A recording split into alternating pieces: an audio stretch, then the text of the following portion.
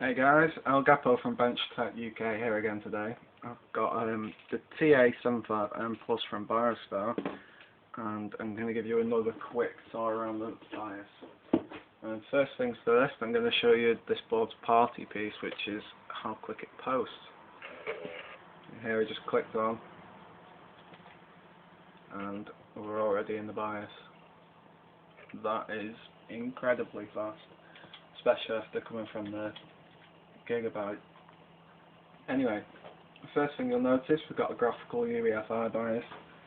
If you used the beta graphical bias on the TP67, it was a bit laggy and a bit sluggish, but seems to have increased the refresh rate. It's really smooth to use now, even with a high DPI mouse. So I'm going to use it just for this. I don't use it usually, but it's easier for me to point to what I'm talking about. Anyway, on the main screen, we've got some basic info about the board and the BIOS we're using, and you can set the time and date here. In the advanced menu, quite a lot to get through here. PCI subsystem settings, PCI Express settings, right click to go back, wake up event control in here, different sleep modes, wake up from keyboard, wake up from mouse, and wake up by alarm as well. CPU config, limit CPU ID maximum. It doesn't seem to do anything. I know it changes the CPU ID on other boards for some quirky Linux distros, I think it is, but it doesn't really seem to do much. AMD power now function, same as cool and quiet on other boards, so if you want to stop the downclocking, just turn that off. CPU info just gives you some basic info about the CPU you're running. SATA config just tells you which ports are occupied by what. Smart fan control, we've got disabled auto 3-pin and 4-pin PWM control. There's just two profiles already stored, quiet and aggressive, and you can set it manually. The quiet one is quite good. It'll set it to 10%, which is the lowest it can go up until it hits, I think, 30 degrees, and which is most of the time. So if you're using big 1600 RPM fans, then your fans aren't going to spin at all until it hits that threshold, which is nice. Completely passive system when idle. Enable, disable, legacy USB 3.0 support and all that. Super I/O. Come here to turn on your CIR, which is your consumer IR header. It's disabled by default for some reason. Hardware monitor is where you get all your real-time temperature and voltage monitoring. All the voltages were pretty bob on. I think only DRAM overvolted really. It was by 20 millivolts. But then again, it does jump around at idle in here, so maybe I was just getting a dodgy reading. So yeah, bear that in mind when you are setting your RAM voltage. Chipset, onboard device, just enable and disable your Ethernet chip and whatnot.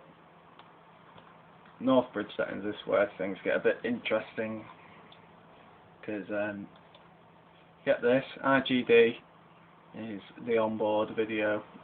Other boards will call it RGP, other boards will call it RGX. It's RGD on here, and you can change your primary display to Northbridge PCI slot for your normal dedicated cards, or Southbridge PCI, which will be your legacy PCI cards.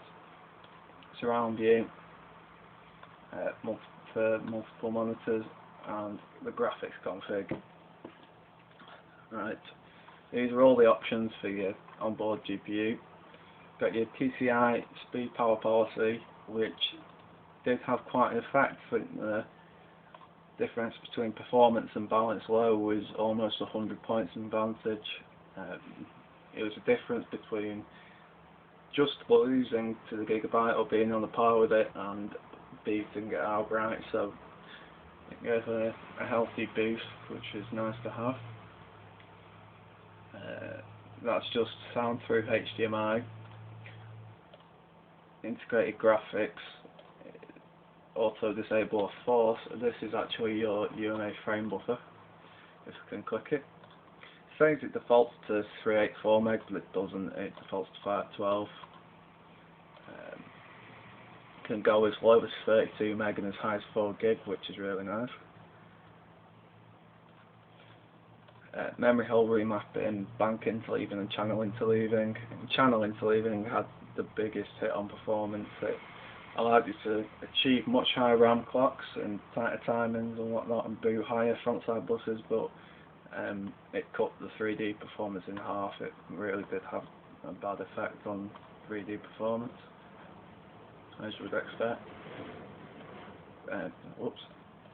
SATA config, where you'll come to set your RAID, AHCI and legacy IDE. USB config, where you'll come to enable and disable USB ports if you feel the need to. GPP port and your audio codec. Right click to go back again. Boot menu. You get quite a lot just here on the front page. There's no sub menus or anything. Just click to change boot device or plus and minus on your keyboard. I've only got one drive in at the moment, unfortunately, so I can't really demonstrate that. Full screen logo display and all that on this page. It is handy to have it all so easily accessible from the front page. It's just one click and you can change your boot drive. And then you've got the option to change it again on the save and exit menu. Passwords, and the one menu is where you get all your overclocking goodies. First things first, I'll show you the automatic overclock. Just got, get it to click, three options here. I think there's more in T-overclocker if you want to do it via software. I do recommend not using these because they were pretty bad. They did give a proper stable overclock on stock voltages, but it set the ROM to something like 800 megahertz CL6, so it was really slow. So yeah, I really cannot recommend using that.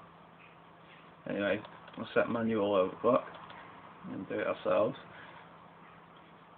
CPU clock, 100 base clock, just type in the number you want and it'll save. IGD clock control, and you'll notice it says the graphics is clocked to 300, which it isn't, it's at 600, and as you'll see again in the P-States menu, which is where you get all your CPU multipliers and dividers,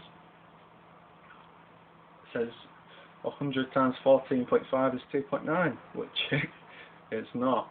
It seems the bias was aimed towards a base clock of 200 and it turned out to be 100 and they were kind of left in the dark, it seems. So bear that in mind when you're setting your CPU multis. You don't want to be, well, you won't be able to set 29 because that would be far too high. But yeah, just bear that in mind. If you set 600 for your IGP clock, it'd actually be clocked to 1200, so be a bit wary of that. Back in the P-States again, you can set your core vid up to 1.55 here with finer voltage stepping than you can in the over voltage menu, where you can add voltage on top of that, and these go in 50 millivolt jumps. You can set the core voltage up to 3 volts, which is utterly ridiculous. APU North Bridge up to 200 millivolts on top of that. There's no North Bridge vid in the P-States menu for whatever reason. No North Bridge multipliers either. They didn't really have an effect on performance anyway, but it might help with stability. DDR voltage as low as 1.2 volts and as high as, I think it's 2.05 volts.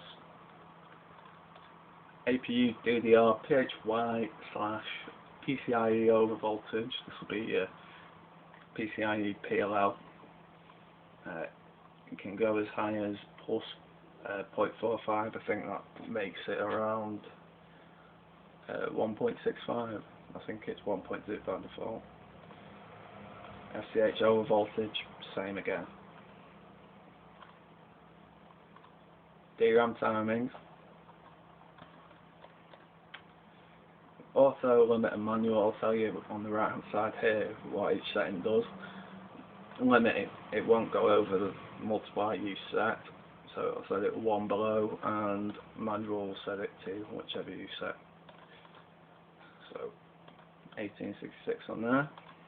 DCT0, DCT1 and both.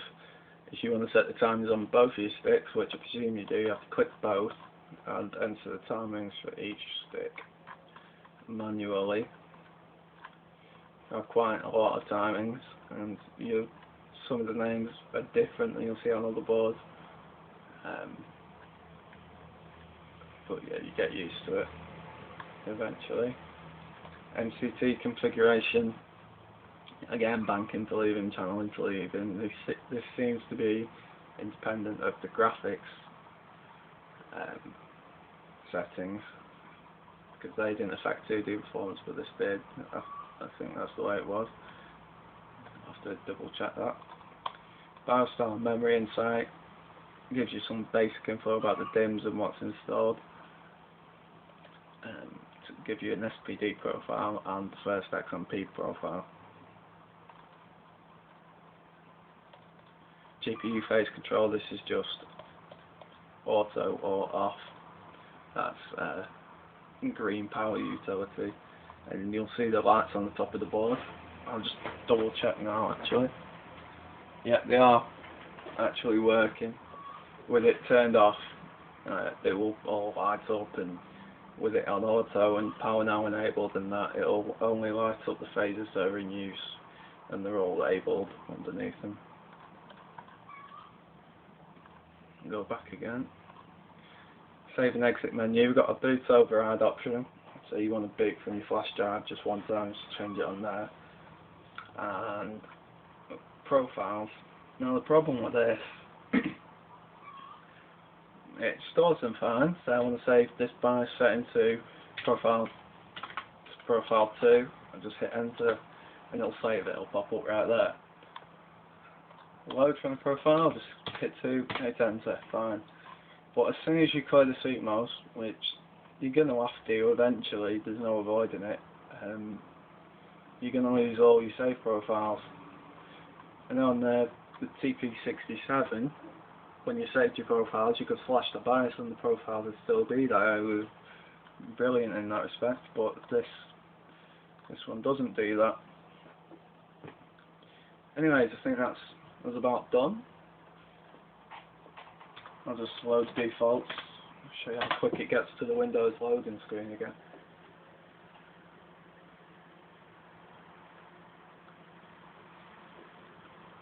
And already there, I think that's quite impressive. Anyway, thanks for watching. Do check out the full review if you haven't already. There'll be a link in the description. Cheers.